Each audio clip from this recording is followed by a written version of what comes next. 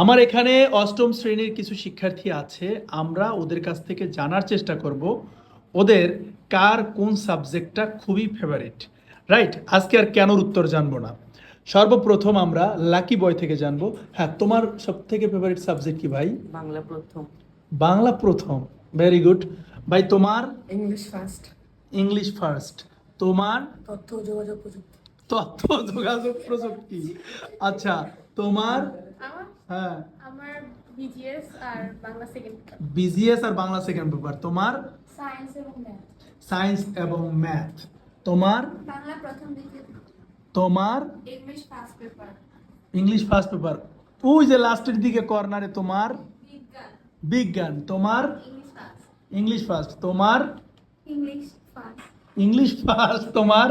English first আর BGS. BGS. তোমার? BGS. তোমার? ইংলিশ আর বিজ্ঞান। আল্লাহ, এই জাতি কেমনে সায়েন্টিস্ট আশা করবে?